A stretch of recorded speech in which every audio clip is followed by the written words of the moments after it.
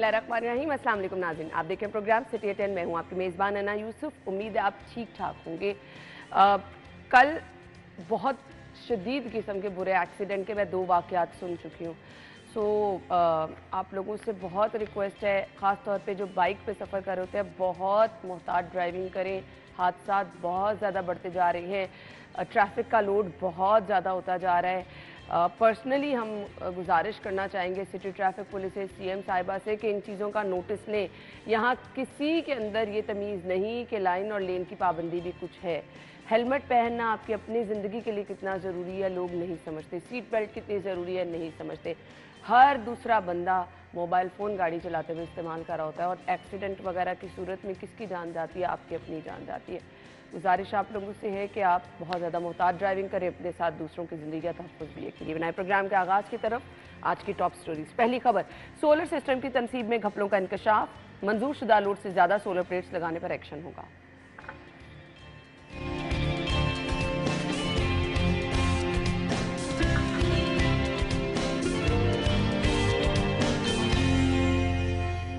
शहबाज शरीफ ने मुस्लिम लीग नून की सदारत से इस्तीफा दे दिया। नवाज शरीफ 28 मई को मरकजी मजलिस आमला इजलास में पार्टी सदारत संभालेंगे।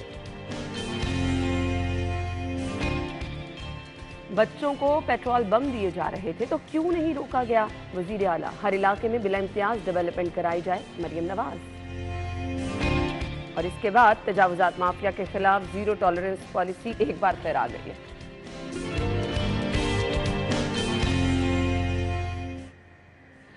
Welcome back. हमारे साथ सीनियर रिपोर्टर्स हमारे मौजूद हैं। आमिर रजा खान साहब और वकास अहमद ने ज्वाइन किया है। आमिर भाई मेरी तरफ देख के मुस्कुरा रहे थे, जिसकी वजह से मैं भी मुस्कुरा रही हूँ।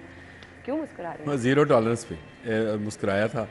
और जब आप हेलमेट की बात कर रही थी, उस पर बाद में आते हैं, लेकिन जब आप हेलमेट की बात कर रहे थे और आप कह रहे थे आप जब गाड़ी चलाते हो सीट बेल्ट बांधे और मोबाइल फ़ोन का कम इस्तेमाल करें, आपकी जान बहुत कीमती है। आप बाहर में जाएँ, आप जहन्नम में जाएँ, आप मोबाइल इस्तेमाल करते हुए मर जाएँ, हमें इसकी कोई परवाह नहीं है। लेकिन जो बाहर लोग फुटपाथों पे बैठे हैं, खड़े हैं, जो बाइक्स वाले हैं, उनकी जान बड़ी कीमती है अपने घर वालों के लिए। तो ये जो गाड़ी चलाने वाले दौरान ड्राइविंग मोबाइल सुनते हैं, वो गाड़ी साइड पे नहीं लगाते हैं और मैसेजिंग कर रहे होते हैं, ये बहुत बड़े मुजरम हैं और इनको कड़ी से कड़ी सज़ा मिलनी चाहिए। ये मरते हैं तो मरें, इनका कोई नहीं। ये यहाँ पे आदत पड़ती है ना आपको, फिरोजपुर रोड पे, पीको रोड पे, जेल रोड पे, माल रोड पे, यही आदत आपको मोटरवे पे पड़ती है, ले जाती है, फिर आपको ले जाती है सवात में, मरी में, और फिर पता चलता है कि दोस्त यार गए थे मोबाइल फ़ोन इस्तेमाल करते हुए, गाड़ी गहरी खाई में गिर गई, 7 गए, 5 गए, 4 गए, 3 गए। ये वो आते हैं जो माहिर नफ्सियात हैं, वो बात करते हैं, वो कहते हैं कि जो चोरी की आदत है वो आपको ठेले से लगती है। जब ठेले से आप एक मूंगफली का दाना उठा के खाते हैं ना बग़ैर पूछे, तो वहाँ से आपको ये आदत आपके अंदर बिल्ट इन होना शुरू होती है। और आप माहिर नफ्सियात के पास बैठे तो आपको पता चलेगा कि हम में जो मजमूई तौर पर इस वक्त ये झूठ बोलने की, चोरी की, दगा देने की, ये जो छोटी छोटी चीजें हम नजरअंदाज करते हैं ना, ये आपको बड़ी चीज़ों की तरफ बिल्कुल हम घर से इसका आगाज़ करते हैं। जब घर में हम कहते हैं कि फ़ोन पे कह दो कि मैं नहीं हूँ, या कह दो कि मीटिंग में हैं, या इस तरह के हैं, ये छोटे छोटे झूठ हमें नज़र नहीं आते, ये बहुत बड़े झूठ हैं। क़यामत के दिन इनका उन बड़े झूठों के साथ जो असम्बली और बाकी जगहों पे बोले जाते हैं उतना ही हिसाब होना है। मैं आपको ये आपने निशानदेही दूसरी तरफ भी ऐसे कर दी, अच्छा किया। वकास, कल आप ही की ब्रेकिंग मैंने शायद शो के दौरान की थी कि बाइक पे 2 लोगों का एक्सीडेंट हुआ, दोनों ही जान भाग हुए, गालिबन आबिद की थी कल। लेकिन ये शो में ये वाकया हुआ था कि इस तरह से 2 जिंदगियां जो है वो गई। सो आप लोगों से रिक्वेस्ट ये, एक कमेंट आपका चाहिए इस पे। जो एक्सीडेंट्स होते हैं आप लोगों के पास तो रोजाना की तादाद आती है, रेस्क्यू डेटा भेजती है, ये बढ़ते नहीं जा रहे वकास? ये बढ़ते जा रहे हैं और बढ़ेंगे, कम नहीं हो सकते। उसकी रीज़न ये है कि जहाँ पे सिक्योर बाइक्स या बाईसाइकिल को जहाँ पे सिक्योर किया गया ना, दुनिया में जो मॉड्यूल्स मौजूद हैं वो इनको हैवी ट्रैफिक से प्रोटेक्ट करके किया गया है। अच्छा, आप केनाल रोड पे जहाँ पे आपकी गाड़ी की एवरेज स्पीड जो है वो 70-80 है, तो बाइक यहाँ तो उस स्पीड पे चलेगी, ठीक है, या फिर वो कहीं हिट होगी, इसके अलावा कोई हल नहीं है। और यहाँ तो आप रोड जो है वो आइडेंटिफाई कर दें, उनको लिमिटाइज कर दें कि इन रोड्स पे ये बाइक नहीं जाएगी। अगर आप गाड़ी को 70-80 या 90 की स्पीड एक्सेस दे रहे हैं ना, तो बाइक वाले को आप कैसे रोकेंगे? अगर एक बाइक यूज़र कैनाल रोड पे जा रहा है, अगर बाइक वाले की स्पीड आपने 40 या 50 रखी है, तो कार वाला आपके वैसे टक्कर मार देगा कि आप स्लो क्यों जा रहे हो आगे। तो जितना इम्पेशेंट अगर बाइक वालों का है उतना हैवी ट्रैफिक वालों का भी होता है, जो गाड़ी में या पीछे बड़ी गाड़ी में बैठे होते हैं। सही कहा आपने। तो ये इश्यूज ऐसे हैं जिनकी सेंसिटिविटी जो है ना हम फील नहीं करते। एक कत्ल होता है तो हम कहते हैं बड़ा जुल्म हो गया, तो जो एक बाइक पे अपनी गलती से या किसी की गलती से हो रहा है वो भी तो कत्ल ही है ना, उससे भी डैमेज ऐसे ही हो रही है। हमारी मेकअप आर्टिस्ट है कोमल, वो अपने नेबर्स में एक वाकया सुना रही थी कि एक ही बच्चा उनका कमाने वाला, कुछ देर पहले फादर की डेथ हुई, अब जो बच्चा पूरा घर चला रहा है, कल बाइक से उसका एक्सीडेंट हुआ और उसका निचला धड़ पूरा ट्रक ऊपर से गुजर गया और उसी टाइम उसकी डेथ हो गई। सो बहुत बाइक वाले तो प्लीज़ बहुत मोहतात ड्राइविंग करें, अल्लाह ताला सबको महफूज रखे। खौफ आता है इस तरह की बातें सुन सुन के। पहली खबर की तरफ चल रहे हैं। सोलर सिस्टम की तनसीब में घपलों का इंकशाफ हुआ है। मंजूरशुदा लोड से ज़्यादा सोलर प्लेट्स लगाने पर एक्शन होगा। मुझे नहीं ये समझ आती, जिस तरफ लोगों का ट्रेंड बढ़ जाता है वहाँ से आपको अजीब तजब्जुब वाली खबरें आना शुरू हो जाती। क्या कर रहे हैं ये? मैंने आपसे कभी बात की टैक्स लग रहा है, कभी कुछ हो रहा है, कभी कुछ हो रहा है। अभी यही बात की कि ये जो रुझानात हैं ये हमारे यही से देखिए, आप ब्रीच करते हैं एक एग्रीमेंट को, और एग्रीमेंट ये है कि आप लेस्को को बताते हैं कि हम घर की छत के ऊपर 10 किलोवाट का या 15 किलोवाट का 20 किलोवाट का एक सिस्टम लगाने जा रहे हैं, आप उसकी हमें इजाज़त दें और उसके बदले में हमें एक वो मीटर दे दें।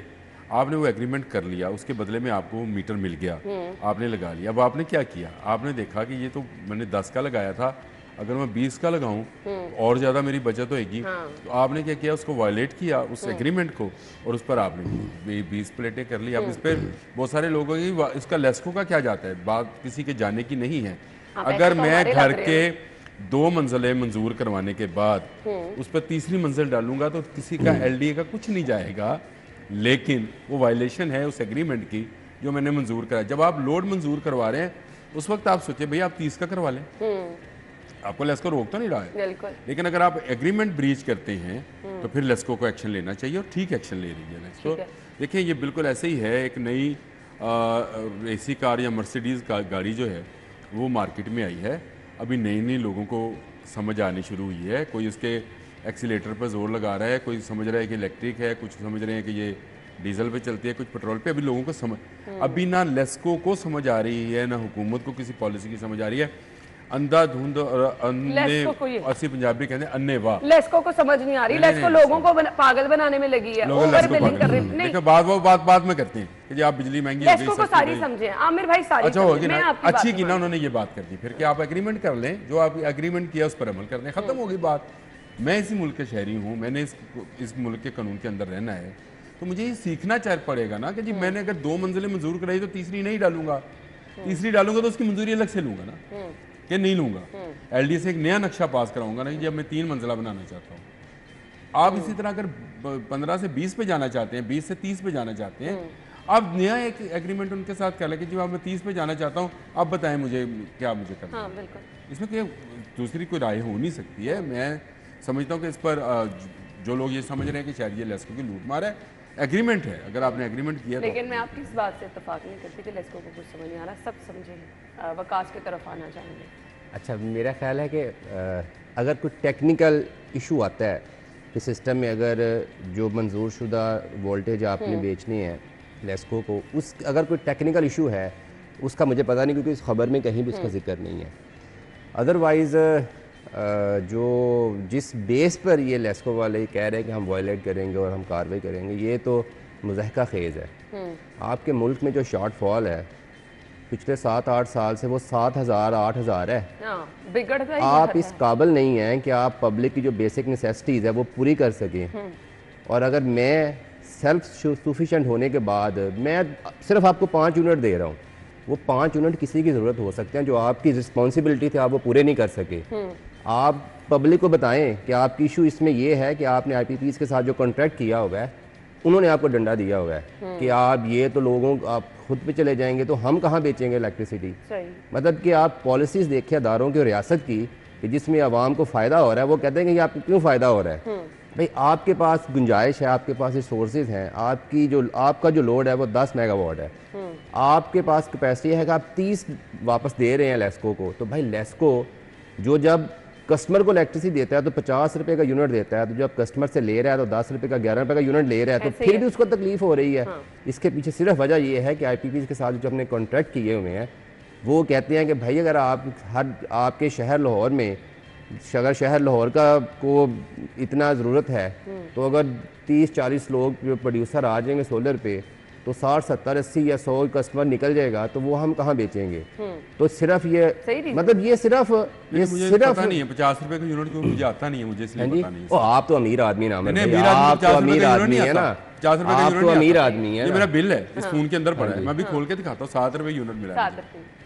हाँ जी, 7 रुपए का यूनिट मिला। कितने आपका लोड होता है? मुझे क्या पता है लोड? नहीं, मेरा घर है भाई, एवरेज मेरा घर है। अभी आप कह रहे थे अमीर आदमी है। अच्छा, मैं फ्रिज भी अच्छा, इस्तेमाल आमिर करता भाई हूं, ने टीवी भी इस्तेमाल करता हूं, आमिर भाई ने कहा है कि मेरे पास मेरा बिल है, करता हूं मैं। आमिर भाई ने ये कहा है, मैं एसी भी इस्तेमाल करता हूं। आमिर मैं आपको भाई, बिल दिखाता हूं। आप मुझे 50 रुपए का लोड निकाल के दिखाएं कि ये 50 रुपए का यूनिट बेचा है हमें और हम उसका दे रहे हैं। बात को जरा समझ है, मैंने आपसे कहा था हमें अभी समझ भी नहीं है, पूरी तरह से हम समझ नहीं पाते। ऑब्वियसली जो नई चीजें आ रही हैं, आप अगर बिजली बहुत ज्यादा इस्तेमाल करेंगे इंडस्ट्री की लेवल पे या कमर्शियल लेवल पे करेंगे तो उसका बिल आपको आएगा। अगर आप बिल अपनी बिजली अपने हिसाब से इस्तेमाल करेंगे उसी हिसाब से आएगा। लेस्को ने इसीलिए इसकी ग्रेडिंग कर दी है। आपको 7 रुपए का भी यूनिट मिल रहा है और आपको 50 रुपए का भी मिल रहा है गोल इनके। लेकिन वो उसमें आप ये देखें, मेरे जैसे गरीब लोग, इन जैसे अमीर लोग नहीं जिनके घर चिल्लर चल रहे हैं, मेरे जैसे गरीब बंदे के पास 7 रुपए 8 रुपए का यूनिट आ रहा है। 11 रुपए अगर लेस्को ले रहा है या 22 रुपए का ले, अभी तो 22 रुपए का, अभी 11 का किया नहीं उसने, 22 रुपए का ले रहा है, तो क्या गलत मुझे बताएं वो क्या कर रहा है। अब आप ज्यादा लोग कौन है? आप ये समझे ज्यादा लोग विकास जैसे अमीर लोग नहीं है, यूके वगैरह से कमा के नहीं आए यहाँ पे। यहाँ लोकल रहने वाले लोग हैं और वो वही हैं जो मेरी तरह पे 8 रुपए का यूनिट, 9 रुपए का यूनिट, 10 रुपए का यूनिट अफोर्ड करते हैं। मैं आपसे कोई बाहर के दूसरी दुनिया की बात नहीं करता हूँ, मैं तो अपने घर की बात करता हूँ। मैं इसी माशरे में रहता हूँ, इसी मुल्क में रहता हूँ, इसी शहर में रहता हूँ, इसी लेस्को का मैं भी विद ड्यू रिस्पेक्ट मैंने 50 रुपए का यूनिट भाई नहीं आमिर भाई, जब आपने मुझे मैं अभी आपको बिल दिखा, मुझे काउंटर किया, मैंने आपको बिल दिखा, जब आपने मुझे काउंटर किया, हाँ तो आपने बिल तो मैंने ना वो लेस्को की वेबसाइट पे थे, उन्होंने लिखा है the unit rate of LESCO bill depends on the average user, यानी approximately 35 to 45 per unit including all taxes. और इसमें हर महीने वो टैक्स होते हैं जिनका हमें पता भी नहीं होता। और अच्छा, इसके बाद दूसरे क्या है, प्रोटेक्टेड और नॉन प्रोटेक्टेड कस्टमर। पर नॉन प्रोटेक्टेड पता क्या है, अगर मेरे कंटिन्यूसली 6 महीने अगर मेरा 200 से कम है और अगर मेरा 200 से 1 यूनिट ऊपर चला गया तो अगले 6 महीने मैं वो अनप्रोटेक्टेड में नहीं रहूंगा। मतलब 5 महीने मुझे उसकी सजा मिल रही है कि मैंने 200 से 1 यूनिट आगे चला गया। आपके मुल्क में ज्यादा प्रोटेक्टेड हैं, आपको पता है इस बात का? कम है नॉन प्रोटेक्टेड, गरीब लोग ज्यादा हैं। भाई ये इशू नहीं है, मुझे ये बताएं। मेरा इशू नहीं है, मेरा इशू ये है कि आपने एकदम से कह दिया। और मैं पिछले 4 दिन से 5 दिन से बड़े बड़े स्कॉलर और पता नहीं उनको क्या कहना चाहिए बैठे हैं टीवी के ऊपर और कह रहे हैं 70 रुपए का। मैंने कल एक खतून को सुना, मेजबान थी किसी प्रोग्राम, किसी चैनल के ऊपर बैठी हुई, कह रही थी मुझे जी 70 रुपए का यूनिट दे रहे हैं। इसको पूछे बंदा लेस्को कहाँ 70 रुपए का यूनिट देता तुम्हें? क्या चला रही हो बीबी, घर में फर्नेस लगाई हुई तुमने, 70 रुपए का यूनिट तुम्हें पड़ रहा है? मुझे भी तो समझाए यार, मैं भी इसी माशरे में रहता हूँ। आप टैक्स मिला लें, आप सारी चीजें मिला लें, यूनिट के पैसे तो उसने लेने ना भाई। 7 रुपए का यूनिट आप मुझे ले देंगे, 1000 यूनिट ले दें मुझे, 10 रुपए का ले दें। मैं तो चलाता हूँ, आप भी चला लें। नहीं, अब मैं चलाता हूँ, आप भी चला लें। नहीं ना, मुमकिन नहीं है आमिर भाई। जब आप 100 यूनिट से 200 यूनिट से ऊपर जाएंगे तो आप उसका पे करेंगे। तो आप समझे ना, आप इस बात देखिए, आप अवाम की बात करें, आप अवाम की बात ही कर रही हूं। आप अवाम को ये समझाएंगे ये 70 रुपए और 50 रुपए का यूनिट है। मैं नहीं समझा सकता क्योंकि मुझे आता नहीं है। मेरी बात सुने ना, आप इनको आता है 50 रुपए का, अपना बिल दिखाएंगे मुझे 50 रुपए का यूनिट है। फैमिली ज्यादा है, जहाँ पर बिजली का इस्तेमाल मैं ये बात ही नहीं कर रहा, मैं तो बात कर रहा हूँ वो डिवाइड कर लें आधे। अगर हम इसी तरह से लोगों के बात ये दरमियान में बातें फैलाते हैं, मायूसी फैला रहे होते हैं असल में। हम ये कह रहे होते हैं, मैंने आपसे कहा कि खतून बैठ के 70 रुपए का यूनिट कह रही थी, उससे कुछ जाकर पूछे। मैं अब चैनल का नाम नहीं लेना चाहता और उस खतून का भी नहीं लेना चाहता, चले वो अपनी तरफ से मुअज़्ज़ज़ ही होगी। उससे पूछो यार 70 रुपए का यूनिट तुम्हें क्यों आया, मुझे बताए। कहते मुझे 70 रुपए का यूनिट दे रहे हैं। आमिर भाई आप हो नहीं सकता ना, 7 रुपए का यूनिट लेके आप बिजली जितनी इस्तेमाल करेंगे आप 7 रुपए का यूनिट लेके। लेकिन ये 7 रुपए मैं ले रहा हूँ, आप कैसे ले मैं लेस्को से ले रहा हूँ। बिल दिखाएं। बिल इसमें मतलब इशू ये है, हम मैं आपको बिल निकाल देता हूँ भाई। छोड़ देना। अच्छा वैसे 7 रुपए वाली बात जो है ना वाकई हैरान मैं आपको दिखा रहा हूँ। मैं मान लेती हूँ लेकिन दिखाइएगा, हैरान है। मुझे भी दिखाइएगा, मैं भी जाके उनसे जाकर कंप्लेन करूंगा मेरे कुलीग को आप 7 रुपए का दे रहे हाँ हैं। 7 रुपए का, क्योंकि मैं 100 से नीचे यूनिट इस्तेमाल करता हूँ। ये बात है ना, अब हम आ गए ना, छोड़ दें बात। मैं एक सेकंड आप 7 से नीचे 100 भी से देख यूनिट लेते हैं। 100 से नीचे हर आपने कोई 2 मीटर इस्तेमाल नहीं लगवाए कर होंगे सकता ना, ना। तो हाँ, लगवाए हैं हर मैंने। बंदे वो की तो गुंजाइश लगवाए नहीं हुए है ना, वो लगा के देते हैं हर बंदे ऐसे ही को। है, मैं आपको आसान नहीं है। आप अच्छा जैसे ऐसा अफसर सूद यहाँ वाले पर आप भाई ऑडिट एक नहीं दूसरे नहीं, का होने लग 2 गया मीटर लगाए वहाँ या 1 लेफ्ट मीटर को लगाया, audit मैं तो करना कहता था हूँ कि एक बिजली दूसरे का इस्तेमाल audit करना करेंगे, शुरू कर रहे हैं। आपको उतना ब्रेक ले आएगा। लेते हैं हम, ये ले। ब्रेक के बाद वापस आते हैं, इनको ऑडिट एक दूसरे का करने दें जी। ब्रेक के बाद आपको ये ज्वाइन यूनिट का करेंगे। रेट पढ़ लें। एक सेकंड।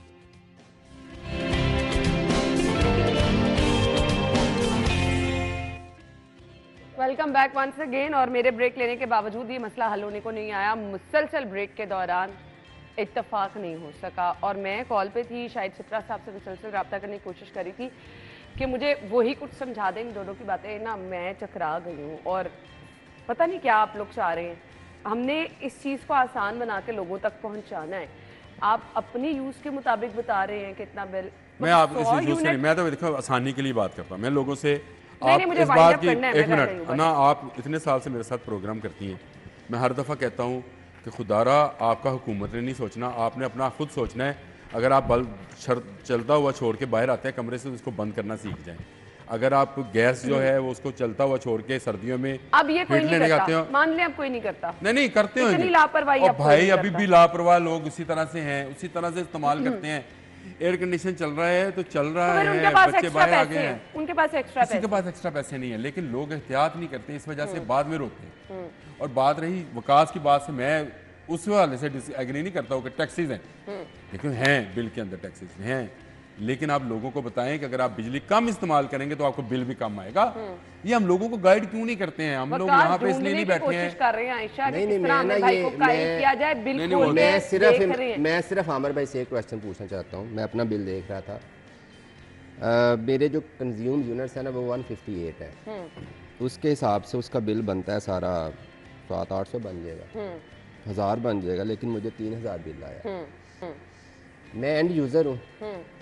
क्या हुकूमत, गैपको, फेडरल गवर्नमेंट, सूबाई गवर्नमेंट क्या मुझे ये रायत देती है कि वकास साहब आपके यूनिट 158 हैं तो आपने 158 ही देने हैं, ठीक है? तो मेरी क्योंकि इलेक्ट्रिसिटी कंजम्पशन इतनी है तो आप इलेक्ट्रिसिटी का बिल मुझसे ले लें, टैक्स मैं अगले साल दे दूँगा। नहीं ना करते ना, वो कहते हैं कि भाई ये बिजली का बिल है आपका, टैक्स नहीं है, बिजली का बिल दें आप। अच्छा उसमें कर क्या रहे हैं? आमिर भाई कहते हैं ना कि हमें लोग कंफ्यूज नहीं करें। भाई लोग हमसे सियाने हैं, इलेक्ट्रिसिटी कॉस्ट उन्हें पढ़ के किया तो उस बिल में मेरी इलेक्ट्रिसिटी ड्यूटी भी 50 उन्होंने लगाई हुई है। भाई इलेक्ट्रिसिटी ड्यूटी क्या है मुझे तो समझ नहीं आ रहा।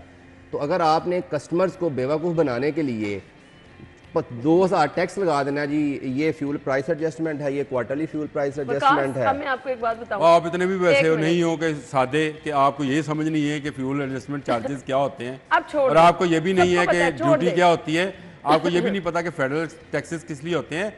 मेरी जान, ये जो बिजली बनती है इसको कैलकुलेट किया जाता है, इसको डिवाइड किया जाता है। ये शायद सिपरा से अभी मिलाएं, अभी बात कर लेते हैं। कॉल नहीं पानी उठा से रहे हैं, नहीं तो मैं ये मामला हम पानी से ही नहीं रहे। कितने में बिजली बनती है? मैं तो ये कह रहा हूँ कि खैर, आपको जो मैं महीने का आपको बिल बता- आता मैं है, आपको तरीका बता देता मैडम हूँ जो भाई। आपको महीने का आपको बिल fuel आता है, adjustment, आपको हमेशा के लिए फ्यूल आपको एडजस्टमेंट का बता बिल- दूं, महीने का बिल आता है, आपको वो हमेशा कितने के का लिए आता है? सिखा ना दूं ये बिल पढ़ना। आपको- मैंने सीखा है तो मैं आपको सिखा रहा हूँ ना, मैं आपको बता रहा हूँ भाई, मैं आपको समझाना चाहता हूँ। आप मुझे ये मैं राय आपको दे समझाना सकती हैं आमिर चाहता भाई से हूँ। लेके कि मुझे मेरे बिजली की जो कास्ट है जो मैंने कंज्यूम की है 158 यूनिट्स, वो और टैक्स की अलहदा से सेपरेशन करके मुझे पे करने की लिखा सहूलत दे होता दें। है, आपने इसके ऊपर इकट्ठे लिखा ही होता है, पे लेकिन करने देना हैं। आपने इकट्ठा ही है।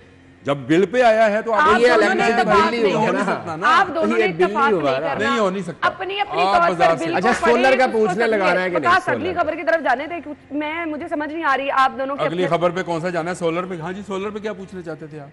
क्या? जी पूछिए। अच्छा, वो मैंने कहा ना कि वो देखे ना उनके पास लाइट नहीं है, इतनी फ्यूल से महंगी बिजली बन रही है, तो ये अगर एक टेक्निकल बंदा का, मैं आपको अभी उसकी बात, उस मैंने- वक्त आपको टोका नहीं था क्योंकि आपने टेक्निकल की बात की थी। देखिए, लेक्सको या फेपको या फेस्को जितनी ट्रांसमिशन लाइंस हैं, इनकी एक कैपेसिटी है इलेक्ट्रिसिटी को वापस लेने की भी और उसको देने की भी, क्योंकि इनके ट्रांसफार्मर, इनका सिस्टम बहुत पुराना है। ये पिछले दिनों कौमी असम्बली में सवाल भी हुआ ठीक है। और उसका जवाब भी आया था पावर डिवीजन की तरफ से कि हमारे पास जो कैपेसिटी है इस सारे सिस्टम को चलाने की, वो इतने मेगावाट की है। इसमें अगर हम रिवर्स में इतना मेगावाट डालेंगे तो ये हो सकता है कि आपका ट्रांसफार्मर, आपकी चीज़ें जो हैं, इसलिए लेस्को सारी चीज़ों को कैलकुलेट करके आपको एक लाइसेंस देता ठीक है, आपका ओहदा अभी तब्दील आप तो लगा नहीं हो सकते गया? हैं। आपका ओहदा आजकल तब्दील तो नहीं हो गया? तर्जुमान लेस्को तो नहीं मुझे आप तो करार पा रहे? मुझे मुझे क्या तो तर्जुमान लगा ही होने की नहीं। जरूरत है? ये तर्जुमान लेस्को नहीं, अच्छा, का- मुझे तर्जुमान होने की क्या नहीं, जरूरत है? मुझे भी बिल आता है भाई। आप बयान मैं भी ये टैक्सेस पे करता हूँ। बयान इस आप तरह जख्मों कर- मैं पे सिर्फ नमक आप छिड़के लोगों को हैं, समझाना आवाम चाहता हूँ समझ गए। कि आप ये इस आप मिनिस्ट्री से निकलें। तर्जुमानी कर रहे हैं, आज मान जाए। ये ऐसे होते हैं वो तर्जुमान नून लीग आप बैठे लोग होते जो हैं, गलत झूठ बाकी सब बोलना लोग चाहते हैं, कुछ बोलते कही नहीं। जाए, नून लीग के मैं सच तर्जुमान, बताना चाहता हूँ, लोग सुनते नहीं है, झूठ पाकिस्तान बोलना पीपल्स चाहते हैं, पार्टी झूठ के बोलते हैं। तर्जुमान अच्छा, आ जाएंगे, ये आप लेस्को के लोग झूठ तर्जुमान। सुनना चाहते ब्रेक हैं, के बाद झूठ सुनना आपको ज्वाइन पसंद करते करेंगे, हैं। Stay with us.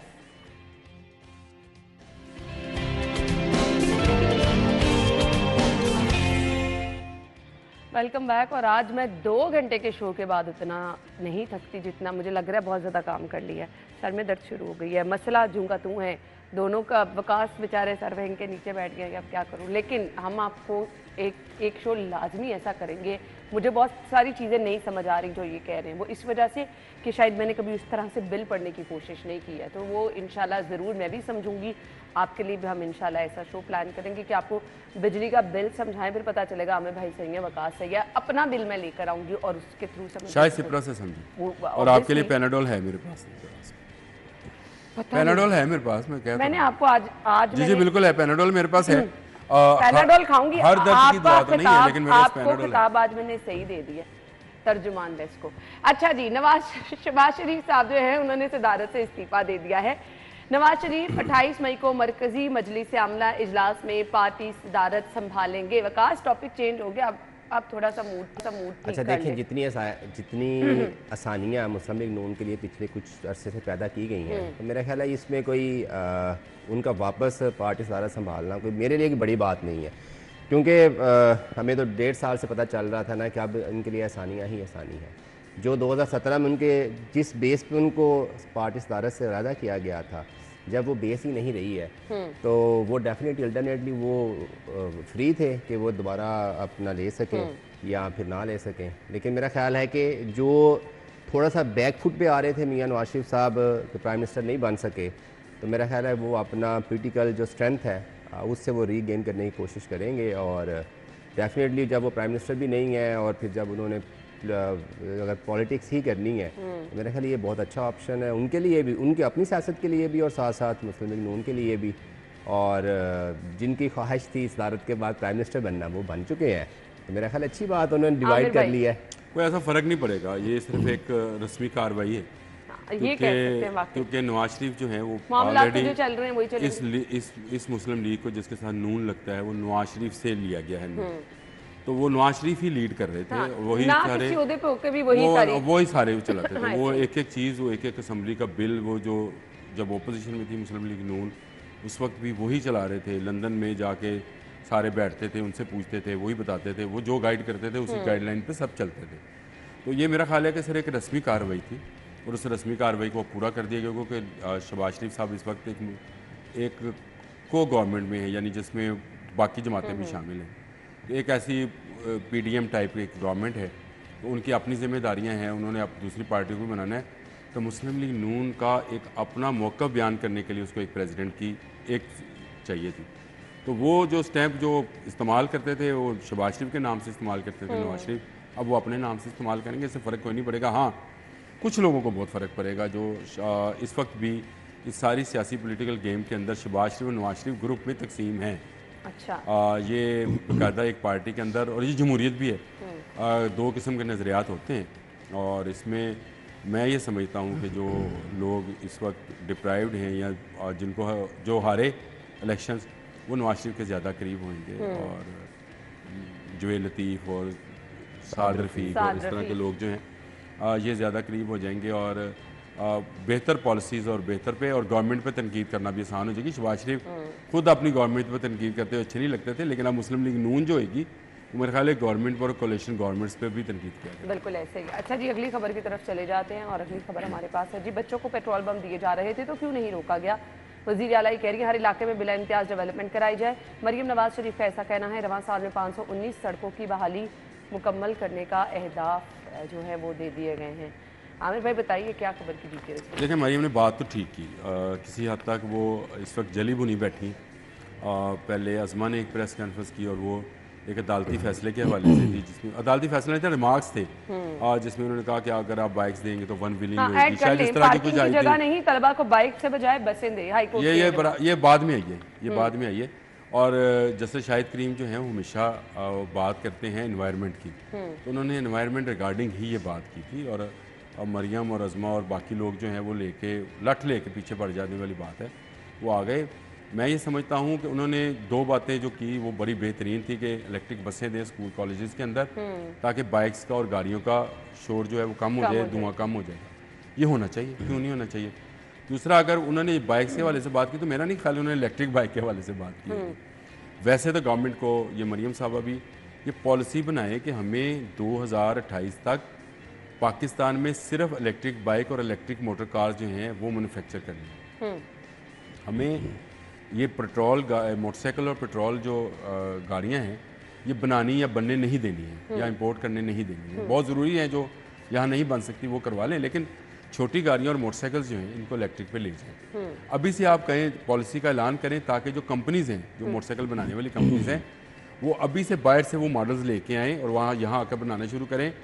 हो ये रहा है कि पूरी दुनिया का स्क्रैप का माल जो है वो यहाँ बन रहा है, और यहाँ दुनिया में ये अब ख़त्म होता जा रहा है। ये वकास यूके से आए, इनको पता है कि दुनिया में अब इलेक्ट्रिक कार्स के हवाले से बहुत ज़्यादा काम है। बिल्कुल हमें भी जाना चाहिए। तो वो ये बात अगर की है उन्होंने, जस्टिस साहब ने, वो जो बात उन्होंने की कि लड़कियों को छेड़ेंगे, भी शायद रिमार्क्स उन्होंने ऐसे ही अजराए तफन्नन दिए होंगे, लेकिन आप सारी इलेक्ट्रिक बाइक्स तो दे भी नहीं रहे। आप मेरे ख्याल है चंद हज़ार दे रहे हैं, बाकी तो आप सारी पेट्रोल बाइक्स ही दे रहे हैं, इलेक्ट्रिक बाइक्स दे भी नहीं रहे। तो आपको इलेक्ट्रिक बाइक्स पे अब जाना पड़ेगा और आपको काम करना पड़ेगा, इस पर आपको पॉलिसी बनानी पड़ेगी, बाहर से नई टेक्नोलॉजी लेके आनी पड़ेगी। और छोटी गाड़ियाँ, मैं फिर कह रहा हूँ, छोटी गाड़ियाँ और बाइक्स जो हैं वो आप इलेक्ट्रिक पे ले जाएं, ताकि पोल्यूशन भी कम होएगी और एनवायरनमेंट भी सही है। बिल्कुल, अगर आपने अपने एनवायरनमेंट को बचाना है, जो स्मोक के हालात हैं, और मेरे ख्याल से यही एक ऑप्शन हमारे पास रह गई है। लेकिन एकदम से भी ना आप इलेक्ट्रिक पे आ जाएं, आप खुद सोचें कि आपके पास गाड़ी है और आपको एकदम से वो सेल करके इलेक्ट्रिक लेनी है, वकास ये भी पॉसिबिलिटीज़ में नहीं आता, क्योंकि प्राइस डिफरेंस है ना। बिल्कुल भी नहीं आता। लेकिन जब आपने प्रोग्राम शुरू किया था तो आपने यही बात की थी ना कि एक्सीडेंट्स, और उसमें जो सबसे ज़्यादा जो इफेक्टिव है वो मोटर बाइक वाले हैं। तो इसका मतलब है कि आप लाहौर में 10,000 बाइक्स इंस्टेंटली आप मार्केट में इन कर रहे हैं, ऐड करें। आपके ट्रैफिक इश्यूज़ हैं। मेरे पहले भी इस चीज़ का इजहार कर चुका हूँ कि हमें पब्लिक ट्रांसपोर्ट की तरफ जाना है। तो गवर्नमेंट, अगर गवर्नमेंट तलीमी अदारों से ये शुरू करे पब्लिक ट्रांसपोर्ट का कॉन्सेप्ट, देखें अगर 10-20 हज़ार बच्चा अगर स्कूल जाता है या कॉलेज यूनिवर्सिटी जाता है, तो वो 20 हज़ार अगर सारा 10,000 तो बसों पे सफ़र कर सकता है ना। तो मेरा ख्याल है कि ये ज़्यादा वायबल ऑप्शन है गवर्नमेंट के लिए भी, और इन फ्यूचर आपके इन्वायरमेंट और ट्रैफिक इश्यूज़ के लिए भी। जहाँ तक बात रहेगी ये मरियम साहब के बयान की, ये सियासी और गैर ज़रूरी बयान था ना। तो जस्टिस साहब खुद उठ के बाहर आकर उन्होंने गवर्नमेंट पर तनकीद की, एक पिटीशन उनके पास गई, उसमें उन्होंने एक रिमार्क्स दे दिए, और वही अमर भाई वाली बात के कोई फ़ैसला तो नहीं दिया ना उन्होंने। कोर्ट के अंदर जो भी हुआ, हमें डेफिनेटली फ़र्क पड़ता है कि जो फ़ैसला दे रहा है, और फिर कोई सियासी शख्सियत वो थी नहीं। लेकिन मरियम साहब ने जिस कॉन्टेक्स्ट में बात की है वो आप भी समझ रही हैं और वो भी समझ चुके होंगे। तो ये गैर ज़रूरी और सियासी बयान था, जिसका शरफ में भी मरियम साहब ये समझती हूँ कि उनको ये पॉलिटिकल माइलेज होगी। लेकिन जैसे अमर भाई ने कहा कि उनके जो कंसर्न्स रहे हैं इन्वायरमेंट के हवाले से लेके, फिर स्मोक के हवाले से लेके, तो अगर हमने दिसंबर और जनवरी फरवरी में रोना है तो उससे पहले हम मार्च अप्रैल में ही थोड़ा सा अपने आप को सवार लें। मोटर बाइक्स जो हैं वो एक तो इलेक्ट्रिक कर दी जाए। मैंने तो कहा कि 2028 में कर लें, अभी 24 चल रहा है, 4 साल का वक्त दे कंपनीज को। एक तो मैं आपको बताऊं, ये लूट मार भी खत्म हो जाएगी। ये जो राजधानी है और डकैतियां और कत्ल है ना, ये खत्म होना शुरू हो जाएंगे, क्योंकि आपके पास है इलेक्ट्रिक बाइक होगी, उसको पकड़ना आसान। सिर्फ पुलिस को और कानून नाफिज करने वाले इदारों के पास हैवी बाइक्स होनी चाहिए, वो 1 मिनट में पकड़ लेंगे। लेकिन आप आहिस्ता आहिस्ता अपने एनवायरनमेंट को भी बेहतर करते चले जाएंगे। सबसे बड़ा फायदा ये होगा। तो ये आप अभी से कंपनीज को कहें कि 4 साल के बाद हम ये पॉलिसी लेके आ रहे हैं, आप 4 साल में जो बनाना चाहते हैं वो उसको शिफ्ट कर दें। बिल्कुल ऐसे ही। ब्रेक के बाद आपको ज्वाइन करेंगे हमारे साथ।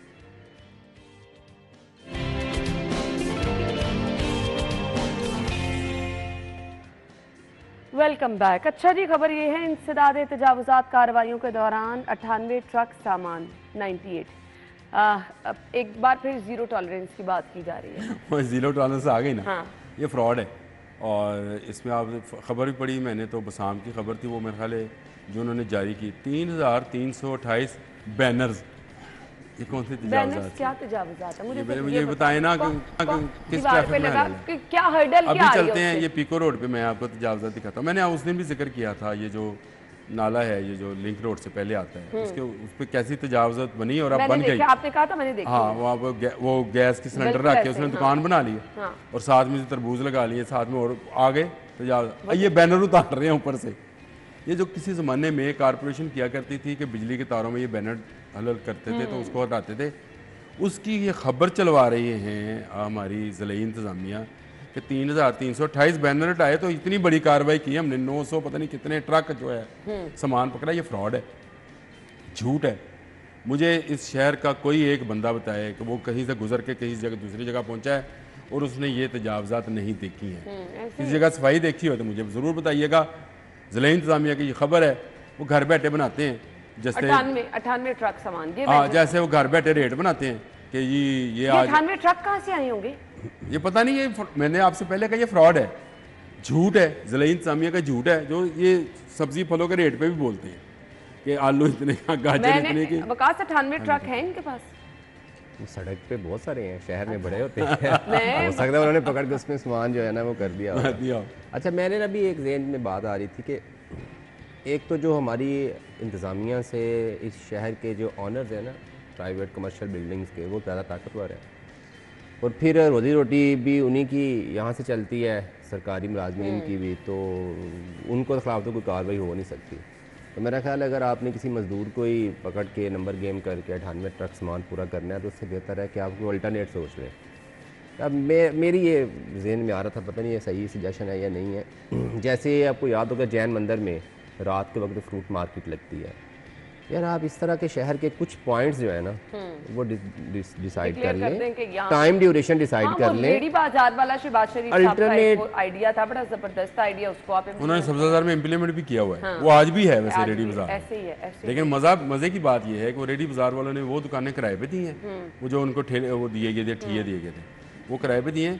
आके उन्होंने फिर वो खारक नाले पे रेडी लगाई है। आप आज जाके इन्वेस्टिगेट कर लें, या उन्होंने सब्ज़ा बाजार में रेडी लगाई है, वो उन्होंने किराए पे दे दी किसी को जो उनको अलाउड की गई थी। तो ये एक फ्रॉड है। आपको फिर चेक एंड बैलेंस रखना पड़ता है। अच्छा, इसमें ना जो गाड़ी वाला सड़क पे रोक के फ्रूट लेता है ना, उसके खिलाफ भी कार्रवाई होनी चाहिए। एक वो और एक वो बंदा जो अपनी दुकान के बाहर लगवा के देता है। मतलब आप एक मजदूर को जिसका 5000 का सामान है उसकी रेडी उठा के तो ले सकते हो, जो 10 शॉप वाला उससे 10,000 ले रहा है और उसने अपनी दुकान के बाहर ठेला लगवाया हुआ है। शॉप वाला भी ठीक, आपने बड़ी अच्छी, जैसे क्रीम ब्लॉक की मार्केट है, ये जोहर टाउन में वो जो सारी मार्केट ब्लॉक है उसकी मार्केट है, जीवन की मार्केट है, तो सारी मार्केट में सारे दुकानदार जो है। मेरे पास 40 सेकंड है। ये 98 ट्रक सामान कब्जे में ले लिया गया है। जीरो टॉलरेंस पॉलिसी तजावुज़ात पे। शालम चले जाएं, अभी लिंक रोड चले जाएं, टाउनशिप बाजार चले जाएं, यहाँ पे जीरो टॉलरेंस कितना इंप्लीमेंट हो रहा है आप सबको पता चल जाएगा। हकीकत क्या आप सबको पता चल जाएगी। पता नहीं कहाँ से इतने ज़्यादा ट्रक सामान कब्जे में ले लिया गया है। ये ऑपरेशन 3 दिन चलेगा, तो 3 दिन कुछ मखसूस जगहों पर आपको झूठ बोला गया जी, मैं वही कह रही हूँ, झूठ है। तजावुज़ात कुछ दिन आपको नहीं नजर आएंगे, दोबारा वहां पर वही कुछ हो रहा होगा। थैंक यू सो मच, आप लोगों के वक्त का शुक्रिया। हेडलाइंस के बाद आएंगे।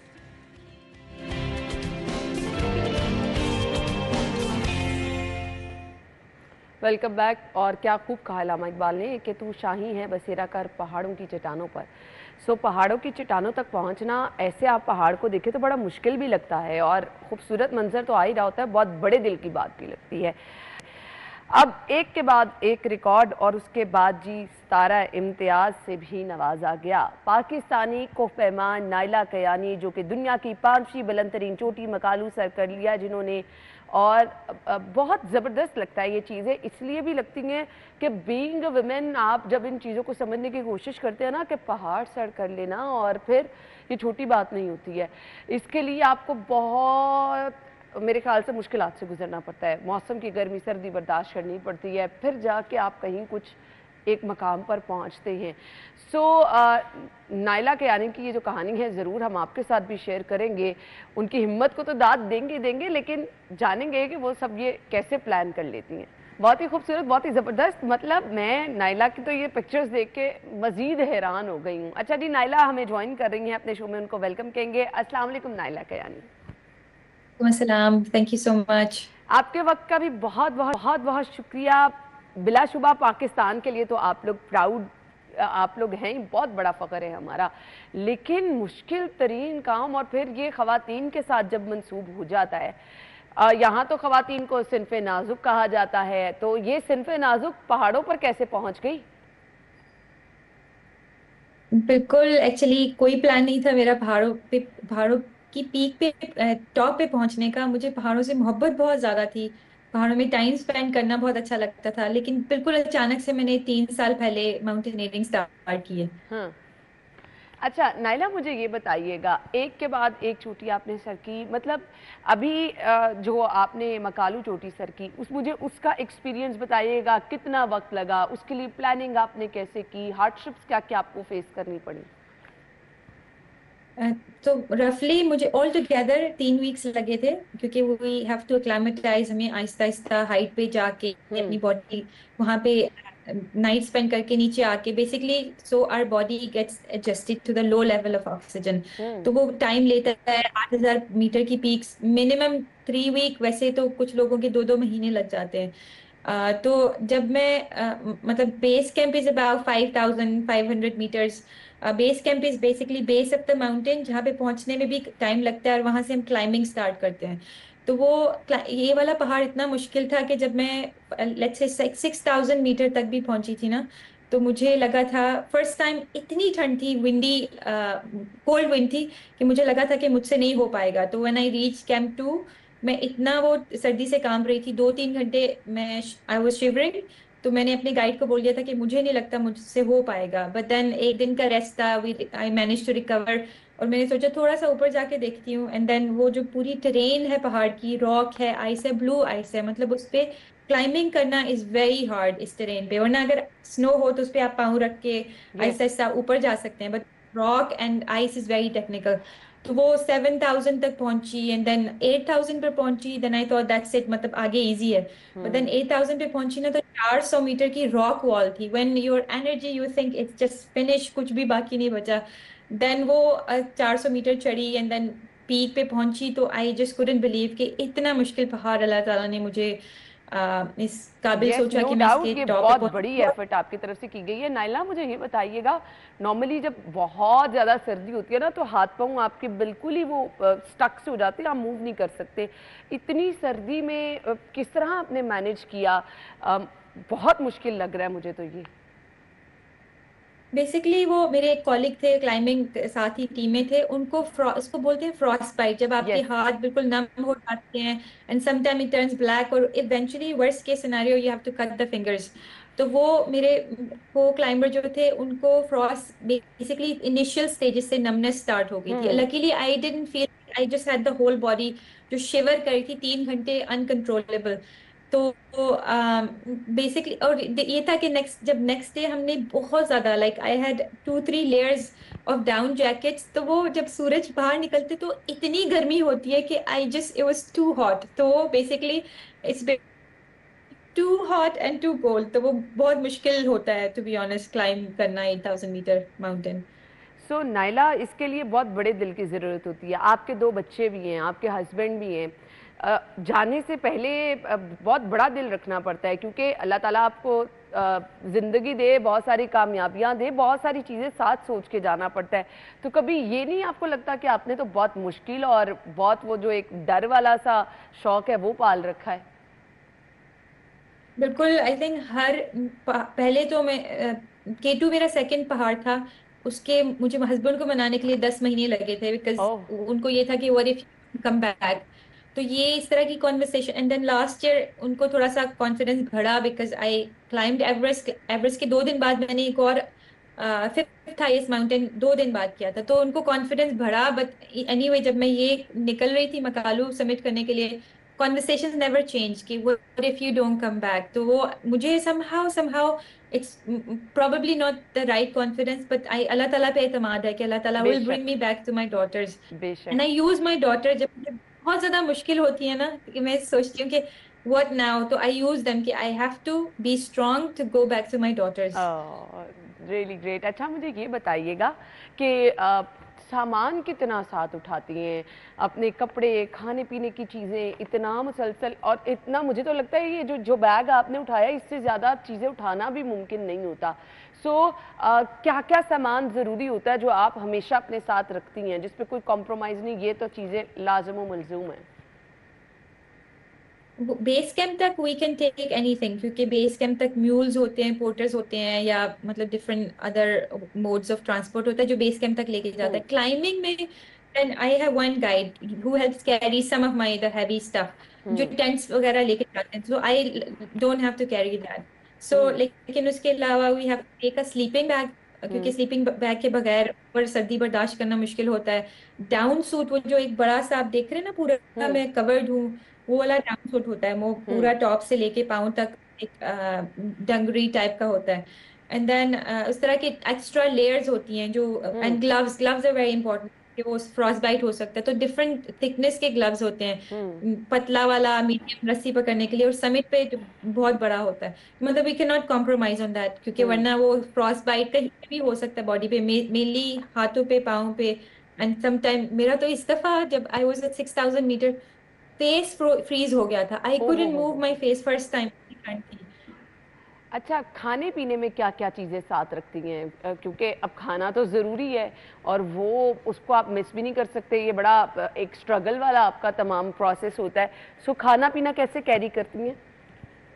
To be honest, your surprise, height पे जब हम क्लाइंबिंग करते हैं फ्रॉम 5000 टू 8000 मीटर, ज़्यादा खाया नहीं जाता है, और somehow because of lack of oxygen, या वो बॉडी इतना वो फिजिकली टॉर्चर से गुजरती है कि आप खा ही नहीं सकते हैं। एंड वो I think last 2 days I probably had chai and then soup and nothing else, और एक दफा बीच में मैगी थोड़ा सा। वी कांट ईट अलॉट, तो लेकिन नट्स वगैरह खा लेते हैं, नट्स, डेट्स, इस तरह की चीजें। बट 8000 मीटर पे honestly I think you are actually climbing without having a lot और ऑफ उस टाइम पे न्यूट्रिशंस, लेकिन आपको अपना टारगेट भी अचीव करना होता है ना, ये उस तरफ आपके गोल की तरफ आपका ज़्यादा जो है वो ध्यान होता है। खैर Naila, thank you so much, we are so proud of you. मतलब इतना ज़बरदस्त काम अगर आपकी ख़वातीन करके दिखा रही हैं, कहते हैं कि जी सिनफ़े नाजुक है ख़वातीन, तो ये नहीं कर सकती, ये नहीं कर सकती, तो आपके सामने जी बहुत बहुत बड़ी मिसालें मौजूद है नायला के आने की सूरत में। Thank you so much and good luck. एक ब्रेक के बाद ज्वाइन करते हैं।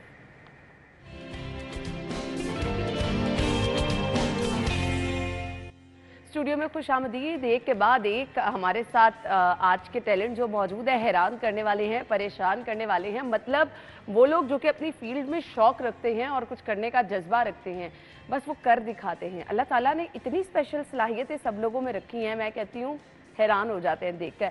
नायला कयानी एक बाहिम्मत हमारे साथ खातून, और उसके बाद एक बहुत ही खूबसूरत पहाड़ों के दरमियान रहने वाली बहुत ही खूबसूरत हुंजा से फ़ायज़ा किरण हमारे साथ है। और आप सोचेंगे हुंजा का टैलेंट हम लाहौर में कैसे ले आए, वो इतना ज़बरदस्त रुबाब बजाती हैं कि हमने चाहा कि अगर वो लाहौर में है तो क्यों ना आपसे मिलवाए। मतलब ये उंगलियों से आप किस तरह म्यूज़िक का जादू जगा लेते हैं, हर कोई ये नहीं कर सकता, इसके लिए आपको बड़ी प्रैक्टिस करनी पड़ती है। लेकिन हमारी आज की मेहमान का खासा ये है कि इन्होंने कहीं से सीखा नहीं, ये खुद ब खुद बजाना शुरू हुई और क्या कमाल महारत दिखाना शुरू हुई।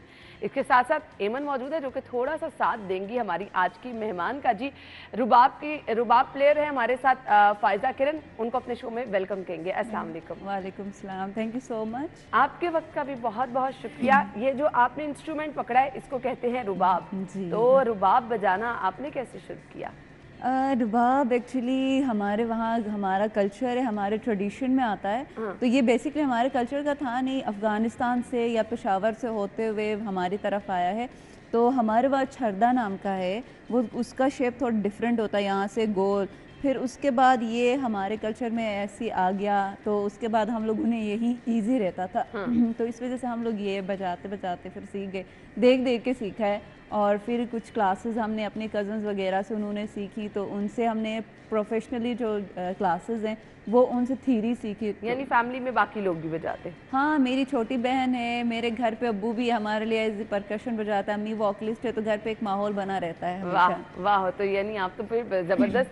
आप अगर बड़े सुकून में, मुझे लगता है जब आप बहुत अकेले परेशान हो, आप बड़ा नेचर के करीब और कुछ लाइट म्यूजिक चाह रहे हो, तो इससे ज़बरदस्त ऑप्शन कोई नहीं होती है। एग्जैक्टली जब थोड़ी सी फ्रस्ट्रेशन हो एजुकेशन से रिलेटेड या कोई भी होता है, तो हम लोग ना, मैं पर्सनली लेकर जाती हूँ इंस्ट्रूमेंट्स, पहाड़ के ऊपर जाओ, पूरा हमारा एक नीचे होता है गांव पूरा हमारा, ठीक है, उसके ऊपर बैठ के ना कोई जज करने वाला होता है, और जितनी फ्रस्ट्रेशन है वो चीख चीख के गाते हुए ना आप लोग फ्रस्ट्रेशन भी निकाल सकते हो, और रबाब पे बजा बजा के वो फ्रस्ट्रेशन ख़त्म हो जाती है, फिर वापस आना होता है। सही, कुछ टेक्निकल चीज़ें, ये रुबाब तो आपने पकड़ा है, इसको पकड़ने का तरीका क्या है? मतलब अगर लेट्स सपोज मैं आपसे सीखना चाह रही हूँ, तो आप पहले दिखाएंगे, फिर मैं रुबाब पकड़ के वो कोशिश, छोटी सी कोशिश करूंगी, मुझे पता है कि मैं नहीं कर सकती, लेकिन मैं आज कोशिश ज़रूर करूंगी क्योंकि मुझे बहुत ज़बरदस्त और इसमें बहुत अट्रैक्ट कर रहा है मुझे। सो करना कैसे है, हाथ से पकड़ना इसको कैसे है? अच्छा, ये मैं थोड़ी सी डिस्क्रिप्शन दूँ तो ये पिक होता है, इसको पकड़ के हम लोग करते हैं। ये पिक जो है ऐसे पकड़ते हैं हम लोग, थोड़ा सा इसको प्लीज दिखा दें आयशा, अगर कोई सीखना चाह रहा है मेरी तरह तो। ये पिक है, तो इसका जो नॉक है, इससे यहाँ पे ये इन स्ट्रिंग्स को स्ट्राइक करना होता है। ये स्ट्रिंग्स हैं, ये इको स्ट्रिंग्स हो गई, ये ब्रिज होता है, फिर ये स्ट्रिंग होल्डर हो गया, ये फ्रेट्स होते हैं। तो वायलिन के ऊपर आप देखोगे तो वहाँ पे फ्रेट्स नहीं होंगे, वो फ्रेटलेस होता है, वो ज़बानी करना होता है। यहाँ पे हमारे लिए फ्रेट्स होते हैं। फिर उसके बाद हम लोगों ने ये इको स्ट्रिंग्स नहीं बजाने, सिर्फ ये 3 जो स्ट्रिंग्स है वो बजाने। जब शुरू में आप लेते हो तो फर्स्ट आपकी जो क्लास होती है वो इधर से होती है, ठीक है, स्टार्ट यहाँ से होता है। फिर सा रे गा मा पा धा नी सा नी धा पा मा गा रे सा। फिर उसके बाद पलटे आते हैं सा रे गा मा पा धा नी सा नी धा पा मा गा रे सा। ये पलटे होते हैं। तो ये पलटे उसके अंदर हम लोग बच्चों को देते हैं जो सीखना चाहता है। तो 10 हमारे पास ठाट होते हैं, लाइक समझो कि फॉर्मूले होते हैं इसकी पंक्चरिंग के लिए। ठीक है। फिर उन पलटों के अंदर गाने बजते हैं या कोई भी ट्यून उन पलटों के अंदर आता है। जैसे मैं सीख सकती हूँ। हाँ एग्जैक्टली। अब आपका पहला जो होगा, अब जब रुबाब रखती हैं तो वो यहाँ पे इसमें ना फंसा के थोड़ा सा साइड पे रखना होता है। ठीक है, ठीक है। और पिक को ऐसे पकड़ के आप ऐसे if you want to try कर ले। यस, ले जी। अब मैं कोशिश करने लगी, प्लीज मुझे माफ कर दीजिएगा अगर मेरे से कुछ गलती हो तो, क्योंकि मुझे ये अच्छा लाइक दिस। जी जी जी। First string, second string, third string, फिर फर्स्ट स्ट्रिंग।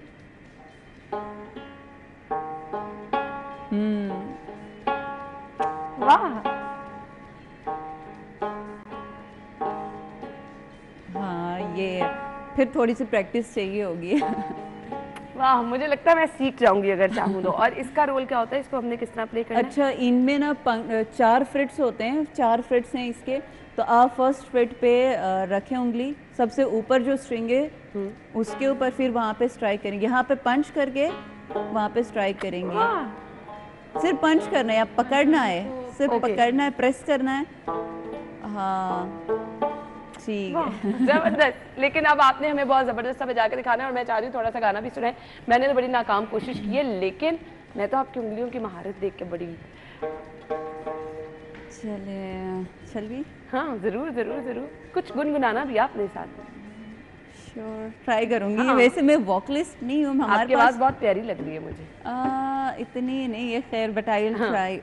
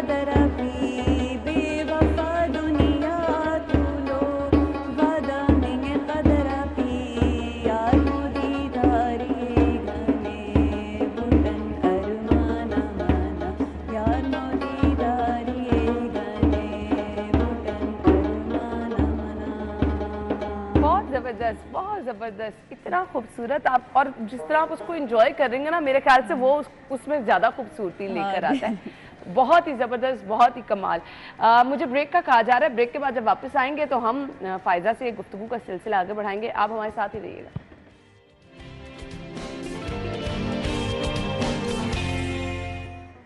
Welcome back. सो फ़ायज़ा हमारे साथ मौजूद हैं और ब्रेक में भी बड़ा खूबसूरत ये रुबाब बजा रही थी। अच्छा, डिपेंड करता है कि आपके रुबाब की क्वालिटी अच्छी होगी तो वो अच्छा साउंड करेगा, डिपेंड करता है ये। अब रुबाब जो है आपको पेशावर से और अफ़गानिस्तान से बहुत अच्छे मिलेंगे। अफ़गानी जो आपको वुड मिलता है वो बहुत अच्छा मिलता है, वो बेरी का होता है, अच्छा। ब्लूबेरीज़ का शायद है, तो वो ना बहुत अच्छा वुड होता है, तो वो थोड़ा ब्लैकिश टाइप का भी होता है और वो बहुत महंगा होता है, तो वो स्मगल करके शायद आता है, तो इस वजह से ना वो पाकिस्तान में कहीं कहीं मिलते हैं, बहुत एक्सपेंसिव मिलते हैं। ये वो एक्सपेंसिव है, बहुत ज़्यादा एक्सपेंसिव है जो अफ़गानी रुबाब होते हैं। अच्छा। ठीक है, ये तो पेशावर से हमारा लोकल है, तो इसको बोलते हैं ना कार्विंग बोलते हैं या सदफ बोलते हैं। ये फुल कार्विंग, हाफ कार्विंग और सिंपल होता है बगैर इसके भी। ये यहाँ तक जो हाफ कार्विंग है वो नॉर्मल रेंज में मिल जाते हैं, फुल कार्विंग वाले थोड़े से एक्सपेंसिव होते हैं और बगैर कार्विंग वाले ना वो सस्ते में मिल जाते हैं। लाइक 30,000 में ना आपको सिंपल वाला मिल जाएगा, ठीक है, थोड़ा अच्छा हो तो फिर उससे सस्ते भी मिल जाते हैं। यानी इतना ये शौक जो है ना इतना सस्ता नहीं है। हाँ, अभी आप लोगों को 45-50 हज़ार का, और जो फुल कार्विन वाले हैं वो अभी मिल जाएंगे आपको 50 प्लस 70 लाख 1.5 लाख तक, उससे भी अच्छा, आगे हैं। वाह, हाँ, वाह, और वाह। इसकी ना ये भी है कि जितना पुराना होगा उतना ज़्यादा एक्सपेंसिव हो। हाँ। हाँ, प्रैक्टिस उस पर ज़्यादा होती है। practice किसी अगर टीचर का रुबाब लेते हैं हम लोग की कोई उसने पूरे 7 साल 5 साल बजा के उस पर, तो वो ना सस बोलते हैं हम, उसको ट्यून रहता है, वो ट्यूनिंग ना आउट होती रहती है बार बार, तो हम लोग ट्यून करते रहते हैं इंस्ट्रूमेंट्स को। तो रुबाब का ये है कि जिसके पास अगर टीचर के पास हो तो वो तो हमेशा ट्यून ही रखता है। हाँ। तो इस वजह से ना वो एक ट्यून हुआ होता है, तो उसकी कलर और वो जो चीज़ें हैं उसकी आवाज़ में भी ना, वो लकड़ी में भी वो आवाज़ बैठ जाती है। तो इस वजह से उनके ना बहुत ज़्यादा मतलब वो हम बाय नहीं कर सकते नॉर्मली, तो उन पर कॉम्पिटिशन होती है कि उस्ताद का रुबाब मैं लूँगा या मैं लूँगा करके वो उठा लेते हैं। रुबाब लड़कियों का भी वैसे नाम होता है, तो रुबाब हम इस इंस्ट्रूमेंट को कहते हैं। अच्छा, मुझे ये बताइएगा फ़ायज़ा, कभी किसी ने कहा नहीं सिखाएं या यूनिवर्सिटी में क्लास में, भाई फ़ायज़ा चलो आज रुबाब बजा के सुनाओ? हाँ, ये है कि शौक बहुत करते सारे बोलते हैं, जब ये हाथ में आता है ना 1 दिन 2 दिन शौक जो है उस जज्बे की वजह से प्रैक्टिस करते, उसके बाद फिर ना बस नहीं हो रहा करके भाग जाते हैं। तो ये सीन है, अगर कोई बहुत ज़्यादा शौक रखता है और बहुत ज़्यादा कमिटमेंट के साथ करता है ना, वो सीख जाएगा। तो मैं शुरू में जब सीख रही थी तो मुझे इतना गुस्सा होता था कि मेरे कानों से ना वो गर्मी जो है गुस्से वाली निकलती थी कि यही मैं बस कर दूँ, बस यहाँ से आगे मुझसे नहीं हो रहा करके। फिर मैंने पता नहीं कैसे टाइम के साथ ना मजाक मजाक में सीख लिया। हाँ, ये था। कुछ हमें बजा के सुनाएं, बड़ी खूबसूरत सी धुन होनी चाहिए। लोकल सा मैं ट्राई करती हूँ। Sure sure. ठीक है।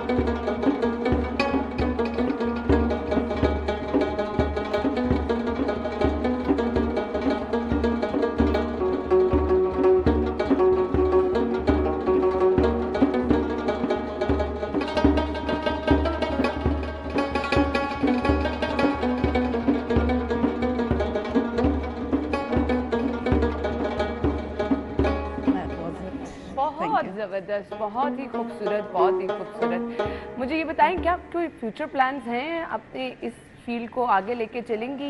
इसका ये है कि मेरी छोटी बहन वो म्यूजिशियन बनना चाहती है, तो उसको बहुत शौक है। तो ये जो स्ट्रिंग इंस्ट्रूमेंट्स है, ये स्ट्रिंग इंस्ट्रूमेंट्स हो गए, गिटार, सतार हो गए, फिर वायलिन हो गए, उसको पकड़ा दो वो ऐसे बजा लेती है। वाह। तो शी वॉज नॉट हियर, तो इस वजह से फिर मुझे अपॉर्चुनिटी मिली तो मैं आ गई तो शो पे। तो वो बहुत वो करती है कि वो उसने बहुत आगे जाना है, तो वो कह रही है कि म्यूजिकोलॉजी पढ़ के मैं बहुत आगे अपने इंस्ट्रूमेंट्स को, ठीक है, लोकल इंस्ट्रूमेंट्स जो है उसको मैं अपना जो कल्चर उसको वो आगे लेके जाऊँ। ठीक है, लोकल हमारे इंस्ट्रूमेंट्स है वो लोग जानते भी नहीं है, ठीक है, तो वो चाह रही है। मेरा ये है कि मैं अपने लिए बजाती हूँ शौकिया, लेकिन ये शौकिया नहीं, बहुत ज़्यादा परफेक्ट आपने बजाया। Thank you so much Pfizer, बहुत ही खूबसूरत। जितनी खूबसूरत आपकी स्माइल है उतना ही खूबसूरत आपने मेरे बाप बजा कर दिखा। हेमन थैंक यू सो मच, आपने बड़ी हेल्प की है जी आज फाइजा की, थैंक यू सो मच। अपना बहुत सारा ख्याल रखिएगा, अपना फीडबैक लाजमी आपने हम तक पहुंचाना है। जो कुछ आप देखना चाह रहे हैं हमें बताएं, हम शो का हिस्सा बनाएंगे और आपको भी शो में मदद करेंगे। बाकी जिनकी बर्थडे है कल, वो हमें पिक्चर्स भिजवा दें, प्रोग्राम का हिस्सा बन जाए। बहुत सारा ख्याल रखिएगा, कल मुलाकात होगी सेम टाइम पर, तब तक के लिए इजाज़त दीजिए, अल्लाह हाफिज़।